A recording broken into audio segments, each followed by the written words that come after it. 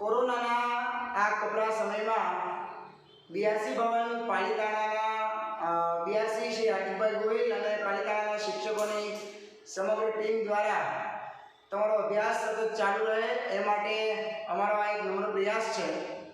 હું ચુડાસમા જીતુભાઈ શ્રી મેઢા પ્રાથમિક શાળાના ભાષાના શિક્ષક તરીકે આજે આપ સૌ માટે ગુજરાતીના 8મા ધોરણનો પ્રથમ એકમ એટલે કે એક જ ચિનગારી કાવ્ય વિશે આપને સમજૂતી આપવાનો છું। તો આપ સૌ તૈયાર છો ને? તો આજે આપણે ગુજરાતીની ધોરણ 8ની પ્રથમ કવિતા એટલે કે પ્રાર્થના કાવ્ય એક જ દેવ ચિનગારી વિશે સમજૂતી મેળવીએ છીએ। તો આપ સૌ તૈયાર રહો। સૌથી પહેલા આપણે કાવ્યના જે કવિ છે, પ્રાર્થના કાવ્યના કવિ હરિહર ભટ્ટનો આપણે પરિચય મેળવીએ। તમારી ગુજરાતીમાં એમનો પરિચય બહુ સારી રીતે આપવામાં આવેલો છે, એમ છતાં પણ અહીંયા તમને પરિચય આપતા એમનો જન્મ 1895માં અને મૃત્યુ 1978માં થયું હતું। હરિહર પ્રાણશંકર ભટ્ટ એમનું પૂરું નામ છે અને અમદાવાદના તેઓ વતની હતા। તેઓ એક અધ્યાપક હતા અને હૃદયરંગ નામને એમનો એક કાવ્ય સંગ્રહ પણ પ્રગટ થયેલ છે। હરિહર પ્રાણશંકર ભટ્ટનું નામ ગુજરાતી સાહિત્યમાં ખૂબ જ ઓછું સાંભળવા મળે છે, પણ એમના એક આ પ્રાર્થના કાવ્યને કારણે તેઓ ગુજરાતી સાહિત્યમાં અમર છે અને એ પ્રાર્થના કાવ્ય એટલે એક જ દે ચિનગારી। એક જ દે ચિનગારી કાવ્ય વિશે હવે આપણે વિગતે સમજ મેળવીએ।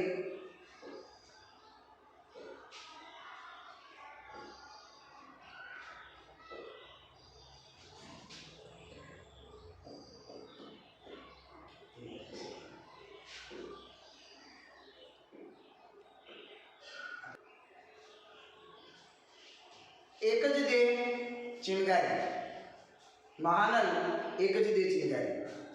સૌપ્રથમ આપ સૌને આ કાવ્યનું ગાન સંભળાવીએ। આપ સૌ બાલ મિત્રો આની સાથે સાથે કાવ્યગાન કરજો અને આ કવિતા, આ પ્રાર્થના કાવ્ય એ તમે સમજજો। તમે તમારી પ્રાર્થનામાં જીવનંજલિ થાજો, પ્રેમળ જ્યોતિ તારો દાખવી, મૈત્રી ભાવનું પવિત્ર ઝરણું વગેરે પ્રાર્થના કાવ્યો ગાતા જશો। તો આ કાવ્ય પણ આપ સૌ ગાજો અને કંઠસ્થ કરજો। હવે આપણે આ કાવ્યની સમજૂતી તરફ આગળ વધીએ। કવિ શરૂઆતમાં કહે છે, આ કવિતાની ધ્રુવ પંક્તિ છે પ્રાર્થના કાવ્યની, એક જ દે ચિનગારી। મિત્રો, ચિનગારી એટલે શું? ચિનગારી એટલે તણખો। તમે જ્યારે દિવાસળી સળગાવો છો ત્યારે તમે ધ્યાનથી જોશો તો પહેલાં તણખા જરે છે। એ જે તણખો છે એને ચિનગારી કહેવામાં આવે છે। કવિ અહીંયા એક જ ચિનગારી માંગે છે। જો જ શબ્દ ખૂબ મહત્વનો છે, એક જ, વધારે નથી જોતી। શા માટે ભાઈ એક જ ચિનગારી?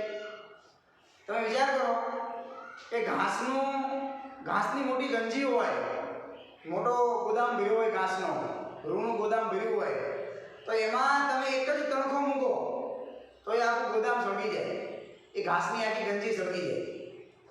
તો અહીંયા કવિ એક જ ચિનગારી માંગે છે। કોની પાસે માંગે છે? તો કે મહાનલ પાસે। મહાનલ એટલે કોણ? મહાનલ અહીંયા એક સંધિયુક્ત શબ્દ છે, મહા વત્તા અનલ। મહા એટલે મહાન અને અનલ એટલે અગ્નિ, મહાન અગ્નિ જે આખા વિશ્વને ચલાવે છે। આપણા શરીરમાં પણ એક અગ્નિ છે, એને આપણે જઠરાગ્નિ કહીએ છીએ, જે આપણું અન્ન પચાવે છે, આપણા અન્નને આપણા પેટમાં ગયા પછી રાંધે છે અને પોષક તત્વોને છૂટા પાડી આપણા માટે એ આપણને શક્તિ આપવાનું કામ કરે છે। એમ અહીં મહાનલ જે પૂરા વિશ્વને, પૂરા બ્રહ્માંડને જે શક્તિ ચલાવે છે, એ મહાનલ મહાન અગ્નિ પાસે કવિ એક જ ચિનગારી માંગે છે, એક જ તણખો માંગે છે। આ તણખો, આ ચિનગારી એટલે જ્ઞાનરૂપી ચિનગારી, જ્ઞાનરૂપી તણખો। કવિને જ્ઞાનરૂપી તણખાની જરૂર છે। શા માટે જરૂર છે? તો આગળની પંક્તિઓમાં કવિ કહે છે કે ચકમક લોઢું ઘસતા ઘસતા ખર્ચી જિંદગી સારી, જામગરીમાં તણખો ન પડ્યો, ન ફળી મહેનત મારી. મિત્રો અહીંયા બે શબ્દો છે, ચકમક લોઢું.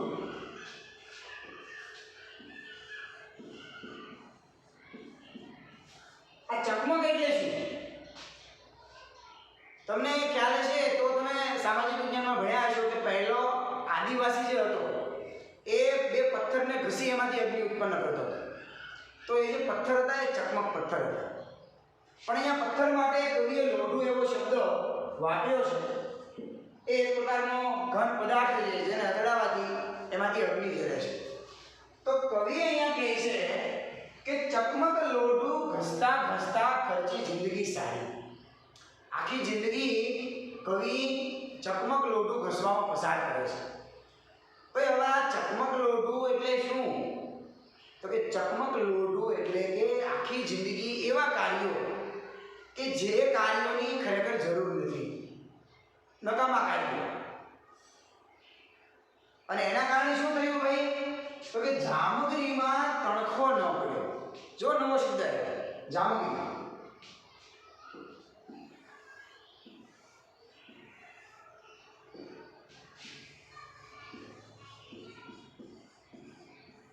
જામગરી એટલે શું? તમે તોપ જોઈએ છે, તોપ. પહેલાના સમયમાં તોપથી ગોળાબારી કરતા. તો એ જે તોપ હોય ને એ તોપની અંદર ગોળો જાય, પછી તોપની પાછળના ભાગે એક વાટ હોય, એને સળગાવે એટલે તોપની અંદર જે દારૂખાનું હોય એ સળગે અને ધડાકા સાથે ગોળો છે એ એનું જે સ્થાન છે જ્યાં પહોંચાડવાનું છે ત્યાં પહોંચે.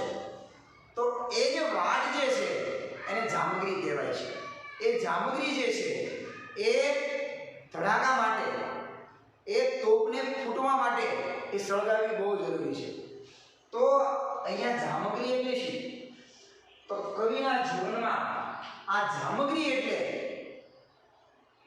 યોગ્ય જગ્યાએ મળેલું જ્ઞાન, યોગ્ય સમયે મળેલું જ્ઞાન. પણ એ તો મળ્યું નથી. કવિ ના પાડે છે જામગરીમાં તણખો ન પડ્યો. આખી જિંદગી ચકમક લોઢું ઘસવામાં ખર્ચી નાખી પણ જામગરીમાં તણખો પડ્યો નહીં. જ્ઞાનની એક ચિંગારી જે થવી જોઈએ એ થઈ નહીં. અને એટલા માટે કવિ શું કહે છે? ન ફળી મહેનત મારી. મહેનત સફળ ન થઈ. અને એટલા માટે જ કવિ અહીં એક ચિંગારી માંગે છે. આગળના અંતરામાં કવિ કહે છે જો કે ચાંદો સળગ્યો, સૂરજ સળગ્યો, સળગી આભ હટાવી. આપણે સૌ જોઈએ છીએ કે સવાર પડે અને પૂર્વ દિશામાંથી સૂર્યનારાયણના તેજના પુંજ છે એ છંટાય અને આખા જગત ઉપર અજવાળું અજવાળું થઈ જાય. તમે પૂનમની રાતનું પણ નિરીક્ષણ કર્યું છે કે પૂનમની રાતે અંધારું તમને ખાસ નથી લાગતું. પૂનમની રાતે આપણે રસ્તા ઉપર બત્તી ચાલુ કર્યા વગર ચાલ્યા જઈએ છીએ. તો કવિ કહે છે કે ચાંદો સળગ્યો, સૂરજ સળગ્યો, સળગી આભ હટાવી. આખું આભ છે એ પ્રકાશિત થઈ. ચાંદો છે એ પ્રકાશિત થાય છે, સૂરજ છે એ પોતાનો પ્રકાશ છે એ આખા જગત પર, આખા બ્રહ્માંડમાં ફેલાવે છે, એટલો પ્રકાશમાન થાય છે. બધું સળગ્યું. આભ હટાવી શબ્દ છે મિત્રો સમજો. આભ હટાવી એટલે શું? તમે સવારમાં સૂર્ય જ્યારે ઉગતો હોય ત્યારે તમે ક્ષિતિજનું દર્શન કરજો. તમને એ આભ છે એ રંગીન દેખાશે, પ્રકાશિત દેખાશે. આખો આભ પછી ધીરે ધીરે પ્રકાશિત થાય, આખું જગત પ્રકાશિત થાય. તો અહીંયા આભ હટાવી આપણે ઘરના કોઈ બંગલો હોય તો બંગલાની બહાર બાલ્કની હોય, એ બાલ્કની તમે ઊભા રહીને તમે બહારનું દૃશ્ય જોઈ શકો. તો અહીંયા આભનો એ જે ભાગ છે, ક્ષિતિજનો ભાગ છે, એના માટે કવિએ આભ હટાવી શબ્દ વાપર્યો છે. તો કવિ કહે છે કે ચાંદો સળગ્યો, સૂરજ સળગ્યો, સળગી આભ હટાવી, ના સળગી એક સગડી મારી, વાત વિપતની મારી. જો કવિની એક સગડી નથી સળગી. કઈ સગડી ભાઈ? કઈ સગડીની અહીંયા કવિ વાત કહે છે?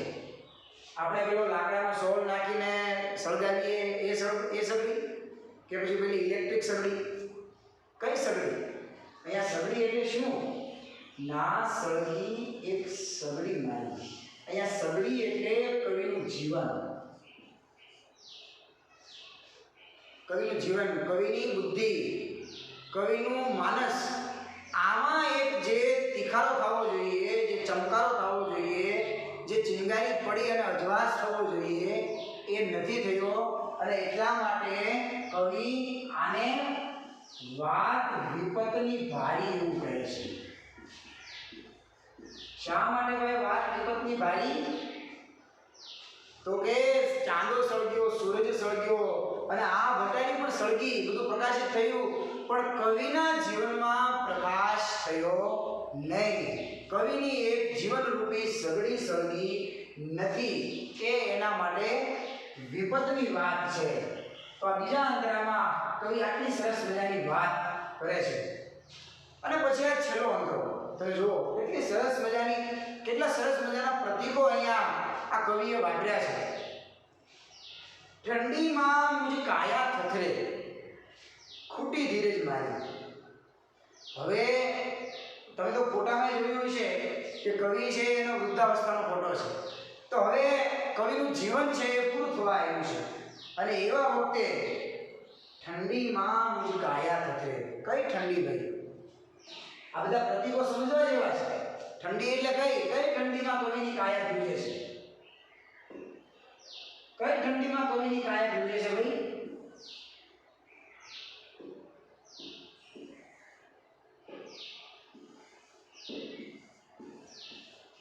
કઈ ઠંડીમાં? આપણે ઠંડી પડતી હોય શિયાળાની, પોષ મહિનાની ઠંડી હોય તો આપણે ધ્રુજતા હોઈએ. ગગડતી ઠંડીમાં આપણે તાજી ગગડતી હોય.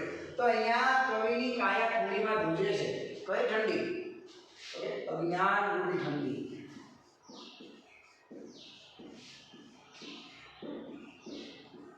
કવિના જીવનમાં જે અજ્ઞાન છે એ અજ્ઞાનની ઠંડી. એને ખબર પડી ગઈ છે કે મારા જીવનમાં મારી પાસે જ્ઞાન નથી. જો ભાઈ આ જ્ઞાન અને અજ્ઞાનની વાતો તો બહુ મોટી છે, પણ અહીંયા આપણે સમજવાનું છે કે જ્ઞાન છે એ મેળવવું એ શું છે? જ્ઞાન પ્રાપ્ત કરવું એ શું છે? માત્ર ભણવાથી જ્ઞાન પ્રાપ્ત થતું નથી. એના માટે જીવનના ઘણા બધા અનુભવો, જીવનના ઘણા બધા જે અડચણો છે એ આપણા જીવનમાં આવે અને એના આધારે આપણને જે અનુભવો થાય ત્યારે આપણને સાચી બાબતોનું જ્ઞાન થતું હોય છે. પણ એ બધી બાબતોમાં આપણે પડવું નથી. અહીંયા મારે તમે વાત કરી છે ઠંડીની. કઈ ઠંડી? તો કે અજ્ઞાન રૂપી ઠંડી. જો જ્ઞાન અને અજ્ઞાન એકબીજાના સામસામે છેડા છે, અંધાર અને પ્રકાશ એકબીજાના સામસામે છે. તો આ અજ્ઞાન રૂપી ઠંડીમાં કવિની કાયા ધ્રુજે છે.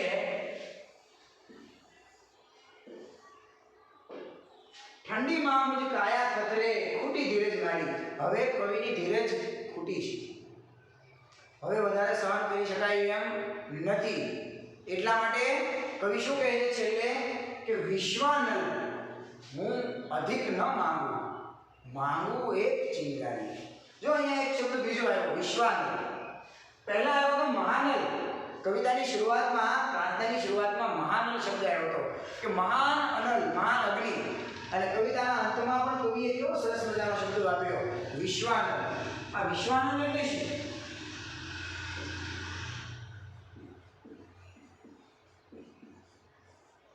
તો આ સંધિયુક્ત શબ્દ છે મિત્રો. વિશ્વ વત્તા અનલ. જેમ મહાનલ શબ્દ હતો, મહા વત્તા અનલ, એમ આખા વિશ્વને જે અગ્નિ ધારણ કરે છે, આખા વિશ્વને જે અગ્નિ સંભાળે છે એ અગ્નિ એટલે વિશ્વાનલ. એટલે હે વિશ્વાનલ, હું વધારે નથી માંગતો, હું અધિક નથી માંગતો, હું માંગુ એક ચિંગારી. તો મહાનલ એક જ દે ચિંગારી. તો આવી ચિંગારી, આવો જ્ઞાનનો તણખો. જો મિત્રો ચિંગારી એટલે યાદ રાખજો, કવિતામાં ચિંગારીનો અર્થ છે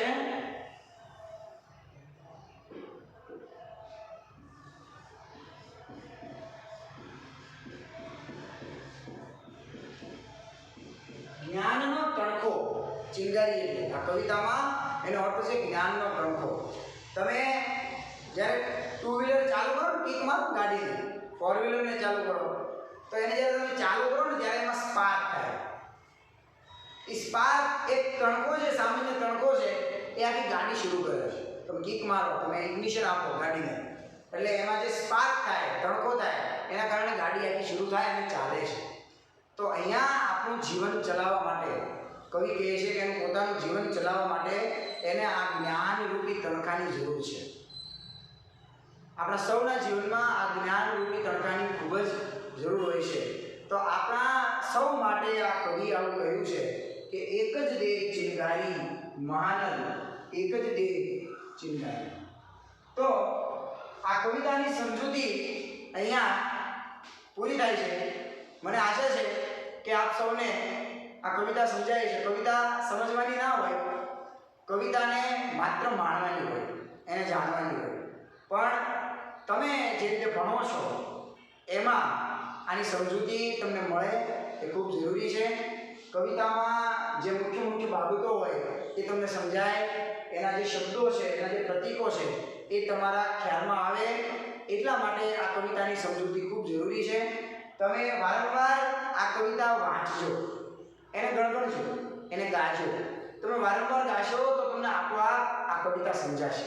આ કવિતાનો મર્મ, આ કવિતાનો હાર એ આપણા જીવનમાં ઉતરે, એ જ આશા સાથે આ કવિતાની સમજૂતી હું અહીંયા પૂરી કરું છું.